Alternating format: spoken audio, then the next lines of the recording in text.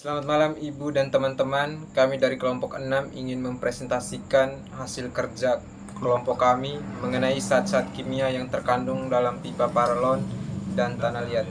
Sebelumnya perkenalkan, nama saya Efris Willibrodus Dakunya dan teman saya Christopher Robertus Bura, Yohanes Johnny Lane. Inilah materi dari kami. 1. Pipa paralon. A. Pengertian pipa paralon. Pipa PVC atau biasa disebut polyvinyl chloride adalah produk termoplastik yang pertama kali dipakai untuk saluran air, dan pipa PVC merupakan jenis pipa yang paling banyak digunakan hingga saat ini.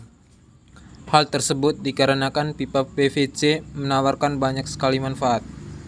Pipa PVC dibuat dari bahan baku berupa polyvinyl chlorida yang juga bias disebut PVC.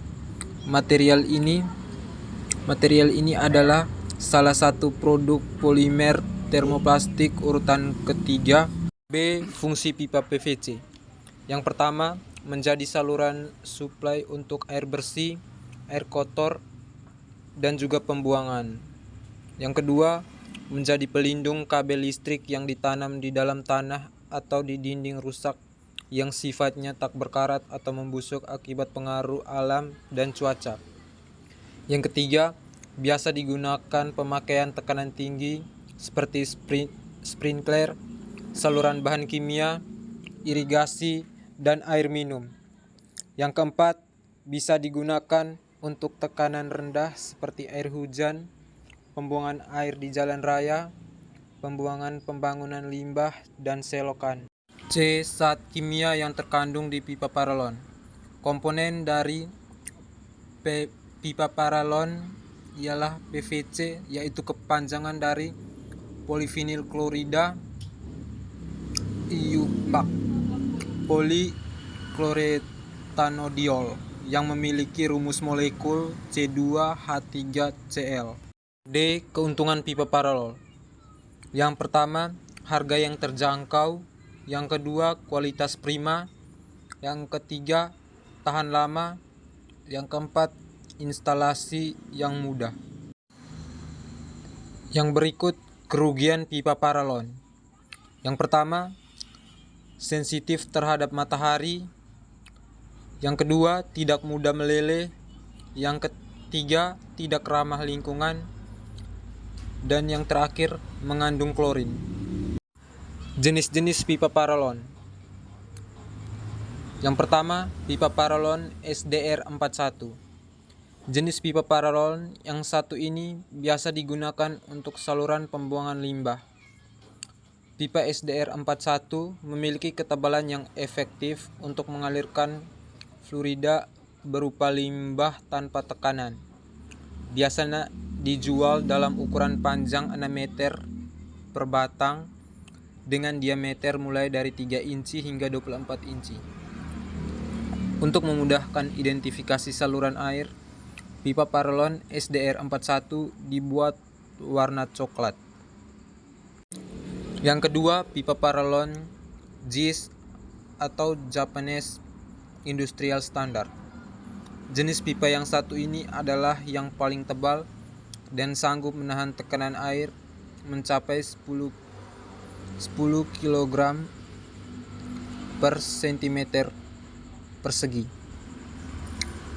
Tersedia dalam berbagai macam ukuran mulai dari setengah inci hingga 10 inci. Pipa paralon AW ideal dipakai untuk saluran air dengan tekanan tinggi, misalnya air yang disalurkan dari pompa. Yang ketiga, pipa paralon JIS tipe D. Untuk pipa paralon tipe D, ketebalannya sedikit lebih tipis ketimbang tipe AW. Pipa tipe D hanya sanggup menahan tekanan air hingga 5 kg per cm persegi, sehingga cocok untuk digunakan untuk menyalurkan air dengan tekanan yang tidak terlalu besar. Tersedia dalam variasi ukuran mulai dari 1/1/4 inci hingga 10 inci. Kamu harus menghindari penggunaan pipa paralon tipe D pada air tekanan tinggi karena berpotensi patah. Yang keempat, pipa paralon JIS tipe C. Dalam standarisasi JIS, variasi pipa paralon lainnya adalah tipe C yang memiliki ukuran paling tipis, sehingga yang satu ini kurang tahan terhadap tekanan sehingga biasanya hanya digunakan sebagai pelindung kabel listrik saja. Di pasaran, pipa paralon tipe C tersedia dalam ukuran diameter mulai dari 5/8 inci hingga 5 inci. 2. Tanah liat. A. Pengertian tanah liat. Tanah liat adalah tanah yang terbentuk karena proses pelapukan kerak bumi dan disusun oleh bantuan feldspatik. Bantuan feldspatik dalam hal ini adalah bantuan yang terdiri dari batuan granit dan juga batuan beku. Bagian batuan tersebut terbentuk dari berbagai unsur seperti silikon, oksigen, dan aluminium. B. Fungsi dan manfaat tanah liat untuk bangunan. Selain memiliki kegunaan dalam bidang kerajinan tangan, tanah ini sebenarnya memiliki banyak manfaat jika berhubungan dengan bangunan. Tanah ini adalah bahan serbaguna hingga banyak orang menyamakan manfaatnya dengan kayu dalam hal pembangunan. Tanah ini sangat cocok digunakan sebagai bahan pembuatan batu bata dan dapat didaur ulang sesuai dengan keinginan dari pengrajinnya. Beberapa keunggulan rumah berbahan dasar tanah ini diantaranya tidak mengeluarkan banyak biaya karena tidak mengupas, melengkung, atau habis dimakan rayap dan mampu menyerap panas dan suara dengan baik. Tanah ini diperkirakan tahan lama hingga mencapai 100 tahun lamanya sehingga tidak cocok untuk dibentuk menjadi batu bata. Tetapi juga digunakan sebagai bahan keramik pada rumah. Selain itu, tanah ini juga bisa dijadikan sebagai bahan baku pembuatan genteng rumah, pembuatan dinding, hingga dekorasi dalam rumah. C. Jenis-jenis tanah liat. 1. Tanah earthenware adalah jenis tanah yang paling banyak digunakan oleh pengrajin tempikiar. Keunggulan dari tanah earthenware ini adalah tersedia dalam berbagai warna seperti coklat, merah, orange, abu-abu, dan putih. Karena kandungan zat besi dan mineralnya sangat tinggi, tanah jenis earthenware merupakan salah satu jenis tanah lempeng yang sangat baik. 2. Tanah kaolin klasi. Jenis tanah kaolin klasi umumnya sering dipakai untuk pembuatan porselen karena kandungan mineral sangat murni. Beberapa dari earthenware tanah kaolin hanya memiliki warna terang dan tidak terlalu lentur sehingga tanah ini sulit dibentuk oleh pengrajin. 3. Tanah firklasi. Walaupun tanah firklasi tidak banyak mengandung biji mineral, namun tanah firklasi yang dibakar masih memiliki partikel biji besi. Sama seperti dua jenis tanah sebelumnya, firklasi sering digunakan dalam pembuatan tembakar, namun juga bisa digunakan sebagai alat pelindung pintu. 4. Tanah stoneware klasi.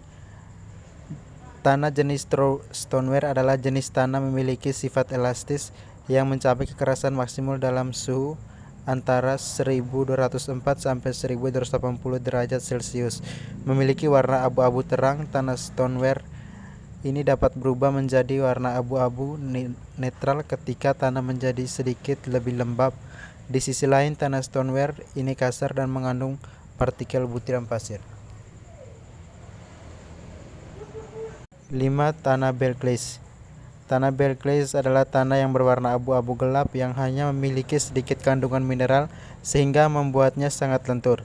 Tanah ini dapat meningkatkan kapasitas ketika ditambahkan ke jenis tanah lain, namun tidak dapat untuk digunakan sendiri. Tanah bell glaze pada umumnya sering digunakan dalam membuat campuran porselen dengan kaolin atau dengan tanah stoneware untuk membuat tampilan akhir yang unik. D. Zat kimia yang terkandung dalam tanah liat. Tanah liat memiliki kandungan unsur kimia yang hampir sama dengan semen, yaitu mengandung aluminium, silika, kalsium, kalsium oksida, besi oksida, dan magnesium oksida yang mempunyai peran penting dalam mempercepat proses pengikatan dan pengerasan pada beton. E. Keuntungan tanah liat. Toleransi kekeringan yang tinggi.